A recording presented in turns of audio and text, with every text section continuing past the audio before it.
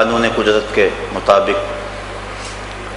من ربوں کا مادینوں کا سوال شروع ہوا تو اس کی داڑھی کے جو سفید بال تھے وہاں وہ مہندی لگایا کرتا تھا، چونکہ حضور مبارک کی داڑھی پاک میں 18 سے 22 تک سفید بال تھے۔ مختلف روایتیں موجود ہیں، بعض نے 18 لکھا ہے، بعض نے 20 لکھا ہے، بعض نے 22 لکھا ہے، مختلف روایتیں موجود ہیں۔ یہ صحابہ کی محبت تھی نا کہ وہ حضور کی داڑھی کے سفید بالوں کو بھی گن رکھا تھا انہوں نے، اور ایسا حلیہ اور ایسا نقشہ آپ کو کسی کا نہیں ملے گا جیسا حلیہ اور جیسا نقشہ حضور کا ملتا ہے۔ صحابہ کی یہ محبتیں ہیں، حضور کی ایک ایک ادا کو انہوں نے محفوظ کر لیا تھا، اور یہ کمال محبت تھی صحابہ کی حضور کے ساتھ، اور کیوں نہ ہوتی۔ حافظ شیرازی لکھتا ہے، اپنے محبوب کو کہتا ہے کہ میرے جیسا زمانے میں کوئی عاشق نہیں ہوگا، جس طرح کا میں عاشق ہوں زمانے میں ایسا کوئی عاشق نہیں ہوگا، اور پھر خود کہتا ہے اس لیے تیرے جیسا محبوب بھی تو کوئی نہیں نا۔ تو بات یہ ہے کہ اگر صحابہ کا عشق ضرب المثل ہے کہ لوگوں نے بڑے قصے پڑھے ہیں محبتوں کے، لیکن آج تک آپ نے نہیں سنا ہوگا کہ کوئی محب اپنے محبوب کا لعاب بھی ہاتھوں پہ لیتا ہو۔ تو یہ اگر عشق اتنا بڑا ہے تو حسن بھی تو اتنا بڑا ہوگا، کیونکہ عشق میں گرمی جو ہے وہ حسن کی وجہ سے ہوتی ہے۔ حضرت اقبال نے کہا نا، فرصت کشم کشم دے دل بے قرار رہا، یک دو شکن زیادہ کن گیسوئے تابدار رہا۔ وہ کہتے ہیں کہ کشم کش کی فرصت بھی نہ دے اس تابدار دل کو جو کہ پیچ و تاب کھا رہا ہے، اپنی زلف کو اور شکن ڈال دے تاکہ میرا عشق بڑھتا رہے۔ تو حسن بڑا ہو تو عشق بھی بڑا ہوتا ہے۔ تو صحابہ کا جو حسن حضور کے ساتھ تھا اس کی مثال دنیا پہ ملنا مشکل ہی نہیں، ناممکن ہے، اس لیے کہ ایسا حسن کوئی نہیں تھا، اور جب حسن نہیں ایسا ہوگا تو عشق بھی ایسا نہیں ہوگا۔ تو صحابہ کی محبت ہے کہ انہوں نے حضور کی مبارک داڑھی کے بال بھی گن رکھے ہیں۔ 18 سے لے کر 22 تک حضور کی داڑھی مبارک میں سفید بال تھے، اور ان بالوں کو حضور سرخ مہندی کا وسمہ کرتے تھے۔ اب اس سنت کو ادا کرتے ہوئے وہ مرنے والا بھی اپنی داڑھی کی سفید بالوں کو اس نے سرخ مہندی سے وسمہ کیا ہوا تھا۔ جب نکیرین آئے، ایک نے پوچھا من ربوں کا ما دینوں کا، سوال شروع کیے، دوسرے نے بازو سے پکڑ کر ایک اپنے ساتھی کو پیچھے ہٹاتے ہوئے اس کی داڑھی کی طرف اشارہ کیا، کہا تجھے نظر نہیں آ رہا کہ اس کے چہرے میں اسلام کا نور چمک رہا ہے؟ تو اس سے سوال کر رہا ہے، تجھے نظر نہیں آ رہا کہ اس کے چہرے میں اسلام کا نور چمک رہا ہے؟ کاش کہ ہماری پہچان ایسی بن جائے۔ میں کہتا ہوں ہمارا جیسا عقیدہ ہے نا، ایسا عقیدہ کسی کے پاس نہیں ہے۔ اس پہ دلائل موجود ہیں الحمدللہ، آپ سروے کر کے دیکھ لیں، غیر جانبدار ہو کے دیکھ لیں، نہیں تو ایک میں بات کیا کرتا ہوں کہ 300 سال کی کتابیں چھوڑ دیں، یہ جو 3 سال ساری خرابی عموماً ان 300 سالوں میں آئی ہے، اس سے قبل کی کتابیں پڑھ لیں، تفاسیر پڑھ لیں، احادیث پڑھ لیں، اس سے قبل محققین کی تصانیف پڑھ لیں، تو آپ کو پتہ چل جائے گا کہ سچائی کیا ہے۔ اور یہ ایک الگ مضمون ہے اور ایک الگ عنوان ہے۔ تو اللہ تعالیٰ نے بڑا ستھرا، سچا اور پاکیزہ ہم کو عقیدہ عطا کیا ہے۔ حضور کا نام سن کر ابھی آپ مچل رہے تھے اور اب بھی مچل رہے ہیں، یہ علامت محبت ہے۔ لوگ پوچھتے ہیں نا جی تم میلاد کرتے ہو، کہاں لکھا ہوا ہے؟ یہ محفل نعت کہاں لکھی ہوئی ہے؟ تو اس کے دلائل موجود ہیں، لیکن میں اپنے لہجے میں کہا کرتا ہوں کہ یہ ہو سکتا ہے کہ پھول کا تذکرہ چھڑا ہو اور بلبل دلیلیں مانگ رہا ہو؟ یہ کیسے ہو سکتا ہے کہ بات شمع کی چل رہی ہو اور پروانہ کہے کہ لکھا کہاں ہوا ہے؟ اور یہ بھی ممکن نہیں کہ بات محبوب کی ہو رہی ہو اور محب دلیلیں ڈھونڈتا پھرے کہ محبوب کی تعریف کے لیے بھی مجھے دلیل فراہم کرو۔ دیکھو تو صحیح، حضور کا نام سن کے جس کا چہرہ کھلتا نہیں، جس کے چہرے پہ طمانیت کا نور نہیں پھیلتا،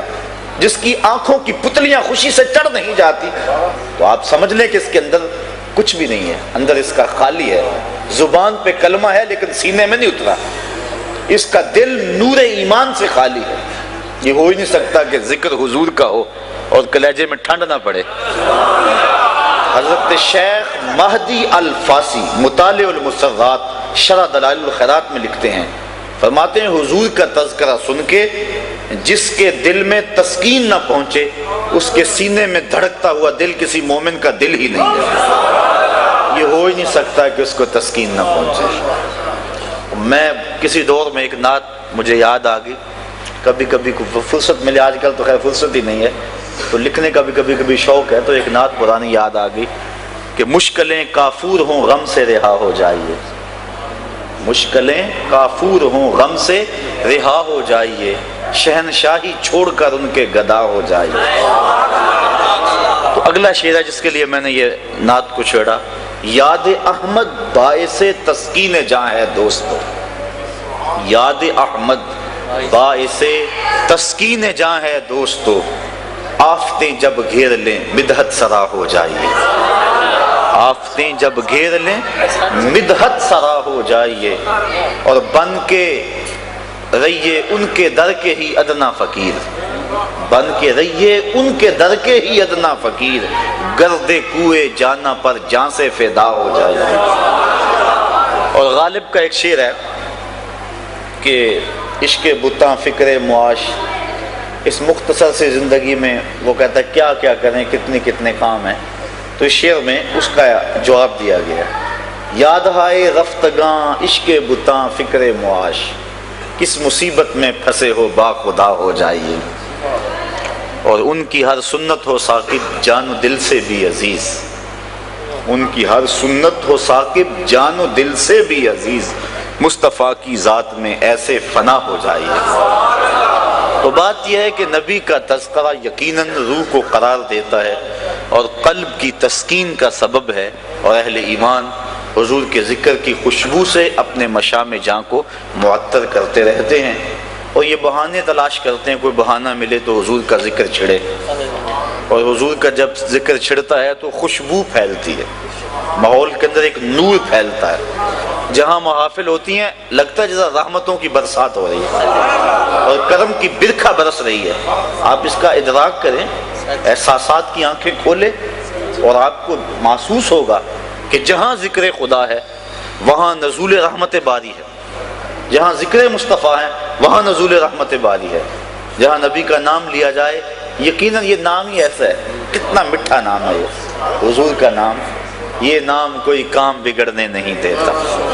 بگڑے بھی بنا دیتا ہے نام محمد۔ جب لبوں پہ یہ نام سج جاتا ہے تو نطق ایک دوسرے کے دونوں ہونٹ بوسے لیتے ہیں، اور نام ہی ایسا ہے اگر کوئی تعریف نہ بھی کرنا چاہے نام ہی لے گا تو اس میں تعریف ہے، کیونکہ محمد کا معنی یہ ہے الذی یحمد حمدن بعد حمدن، مرتن بعد مرتن، کرتن بعد کرتن۔ محمد وہ ہوتا ہے جس کی بار بار تعریف کی جائے، حتیٰ کہ تعریف کی اپنی تعریف ختم ہو جائے، محمد وہ ہوتا ہے جس کی تعریف ختم نہ ہو، چشمے سوکھ جائیں، کلمے ٹوٹ جائیں، کاغذ ختم ہو جائیں، محمد وہ ہوتا ہے جس کی تعریف ختم نہ ہو۔ بڑی حیرت ہوتی ہے جب لوگ کلمہ بھی پڑھتے ہیں اور پھر خامیاں بھی نکالنے بیٹھ جاتے ہیں، یہ تو کافروں نے بھی کہا، عجیب بات ہے، محمد بھی کہتے اور گالیاں بھی دیتے، ایک بات کرو، یا تو محمد کہنا چھوڑ دو یا گالیاں دینا چھوڑ دو۔ اگر کوئی کہے کہ پھول خوبصورت نہیں، یہ تو بات نہیں بنتی، پھول بھی کہہ رہے اور کہہ رہے خوبصورت بھی نہیں، حسن تو پھول کی ایک ایک درز میں رکھا گیا ہے،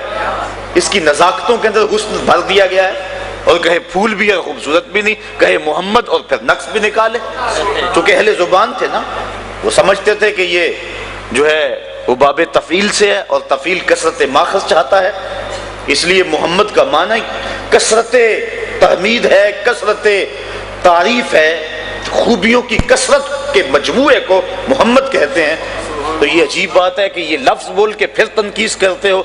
کہا یہ بات جچتی نہیں ہے، اچھا چلو ٹھیک ہے نام بدل لیتے ہیں۔ انہوں نے اپنے طور پہ نام بدل لیا اور کہنا شروع کر دیا مزمم، معاذ اللہ،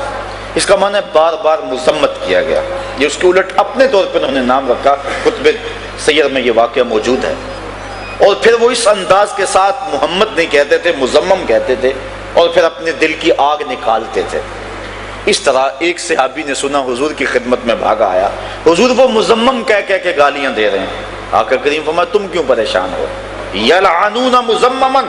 و یشتمون مزمما وانا محمد، وہ کسی مزمم کو گالیاں دیتے ہوں گے، میرے اللہ نے تو مجھ کو محمد بنایا۔ تو محمد ہوتا ہی وہ ہے جس کی تعریف ہی کی جائے، ساری رات ہو جائے، سحر ہو جائے، اللہ اکبر یہ ذکر پھر بھی ختم نہیں ہوتا، بلکہ سحر کو بندہ خود ہی ہاتھ جوڑ کے کھڑے ہو جاتا ہے، دل کے ارمانہ پورے ہوئے تھے ابھی، یہ غضب ہو گیا کہ سحر ہو گئی۔ ان کی زلفیں جدھر بھی بکھرتی گئیں، گیت گاتی ہوئی شب ادھر ہو گئی۔ ان کی آنکھوں میں ایسا نشہ تھا فراز، جس نے دیکھا وہی لڑکھڑاتا گیا، اس طرف ہی بہاروں کے رخ پھر گئے، جس طرف کے نشیلی نظر ہو گئی۔ چاند گہنا گیا، مہر شرما گیا، حسن ہر ایک شے کا سوا ہو گیا۔ ان کے آنے کا یارو مزہ آ گیا، پوری دنیا ہی شیر و شکر ہو گئی۔ کن کی کنجی ہے جس کی زباں وہ نبی، جس کی قرآن ہے داستاں وہ نبی، ان کی نظروں کی وسعت کی کیا